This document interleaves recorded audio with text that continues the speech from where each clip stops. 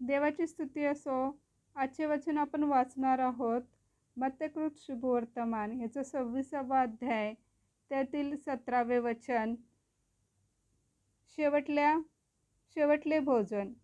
नंतर बेखमीर भाकरीच्या सणाच्या पहिल्या दिवशी शिष्य येशूकडे येऊन म्हटले, आपणाकरिता वलांडण्याच्या भोजनाची तयारी आम्ही कोठे करावी?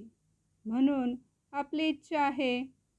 त्याने म्हटले, नगरात अमुक एका माणसाकडे जाऊन त्यांना सांगा की गुरुजी म्हणतात, माझी वेळ जवळ आली आहे.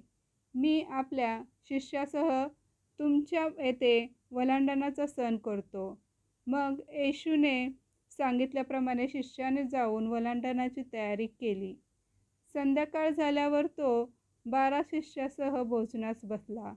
आणि ते भोजन करीत असता त्याने म्हटले, मी तुम्हास खचित सांगतो, तुमच्यातला एक जण मला धरून देईल. तेव्हा ते फार खिन्न झाले आणि प्रत्येक जण त्याला विचारू लागला, प्रभुजी, मी तर नाही ना? त्याने उत्तर दिले, ज्याने माझ्याबरोबर ताटात हात घातला तोच मला धरून देईल. मनुष्याच्या पुत्राविषयी जसे लिहिले आहे तसा तो जातो खरा, परंतु जो मनुष्याच्या पुत्राला धरून देतो त्या मनुष्याची केवढी दुर्दशा होणार. तो मनुष्य जन्माला नसता तर त्याला बरे झाले असते.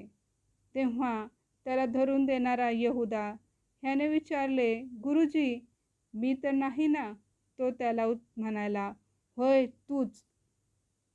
मग ते भोजन करीत असता येशूने भाकर घेतली व आशीर्वाद देऊन ती मोडली आणि शिष्यांना देऊन म्हटले, घ्या, खा, हे माझे शरीर आहे. आणि त्याने प्याला घेतला व उपकार स्तुती करून तो त्यास दिली व म्हटले, तुम्ही सर्व ह्यातून प्या. हे माझे नव्या कराराचे रक्त आहे. हे पापांची क्षमा होण्यासाठी पुष्कळाकरिता ओतले जात आहे. मी तुम्हाला खचित सांगतो की मी आपल्या पित्याच्या राज्यात तुमच्याबरोबर नवा द्राक्षरस पिईपर्यंत येथून पुढे द्राक्षाचा हा उपज पिणारच नाही. आमेन.